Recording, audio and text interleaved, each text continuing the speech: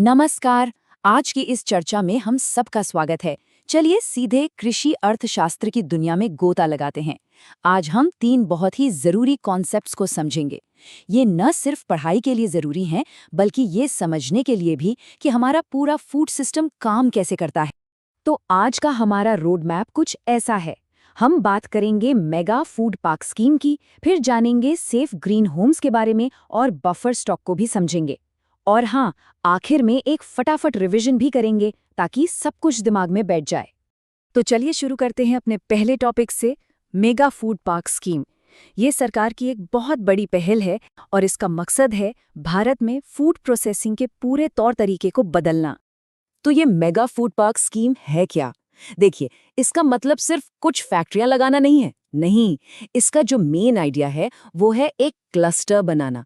मतलब एक पूरा इकोसिस्टम जहां हर चीज जुड़ी हो। जरा सोचिए, खेत से फसल आई, वहीं पास में प्रोसेसिंग यूनिट है और वहीं से सीधे बाजार में, सब एक ही जगह। इससे होता क्या है? एक तो बर्बादी कम होती है और दूसरा किसानों को अपनी उपज का सही दाम मिलता है। अब सवाल ये है कि ये काम कैसे करता है? इसके लिए कुछ चीजें बहुत जरूरी हैं। सबसे पहले तो चाहिए एकदम लेटेस्ट सपोर्ट इंफ्रास्ट्रक्चर। फिर ये पार्क ऐसी जगहों पर होने चाहिए जहां आसपास खेतीबाड़ी या बागवानी होती हो, ताकि कच्चा माल आसानी से मिल सके। और सबसे जरूरी, एक बहुत ही मजबूत सप्लाई चेन होनी चाहिए जो हर चीज को जोड़े रखे। और पता है, ये सिर्फ कागजों पर नहीं है। इस वक्त पूरे देश में 24, जी हाँ, 24 मेगा फूड पार्क काम कर रहे हैं। ये एक बहुत बड़ा नंबर है। चलिए, अब बड़े बड़े पार्कों से निकलकर फसल के लेवल पर आते हैं। हमारा अगला टॉपिक है सेफ ग्रीन होम्स। ये भी मॉडर्न एग्रीकल्चर का एक जबरदस्त उदाहरण है। सिंपल भाषा में समझें तो सेफ ग्रीन होम एक ऐसा स्ट्रक्चर है जहां फसलों के लिए एकदम परफेक्ट माहौल बनाया जाता है। मतलब टेम्परेचर, नमी, ह्यूमिडिटी, हर चीज कंट्रोल में। इसका फायदा, फसलों की पैदावार बढ़ जाती है। सोचिए, बेमौसम सब्जियां उगाना या खास तरह के फूल, ये सब इसी की वजह से मुमकिन हो पाता है। तो बस 3 चीजों का खेल है, टेम्परेचर, ह्यूमिडिटी और मॉइस्चर। इन तीनों को एकदम सटीक तरीके से कंट्रोल करके सब्जियों, फूलों और फलों की पैदावार को कई गुना बढ़ाया जा सकता है। इसी को तो कहते हैं प्रिसिजन फार्मिंग। ठीक है, अब आते हैं हमारे आखिरी लेकिन बहुत ही जरूरी कॉन्सेप्ट पर, बफर स्टॉक। ये प्रोडक्शन से ज्यादा इकोनॉमिक सेफ्टी यानी आर्थिक सुरक्षा के बारे में है। अब इसकी डेफिनेशन पर जाएं, उससे पहले एक मजेदार बात। बफर स्टॉक को कई अलग अलग नामों से भी बुलाया जाता है। कभी इसे स्ट्रेटेजिक स्टॉक कहते हैं, तो कभी सेफ्टी स्टॉक या बफर इन्वेंट्री। नाम अलग हैं पर मतलब एक ही है। तो आखिर ये बफर स्टॉक है क्या? एकदम सिंपल भाषा में ये एक रिजर्व है, एक तरह का सेफ्टी नेट। मान लीजिए अचानक से किसी चीज की डिमांड बढ़ गई या फिर सप्लाई में कोई दिक्कत आ गई, तो ऐसे उतार चढ़ाव से निपटने के लिए ये स्टॉक काम आता है।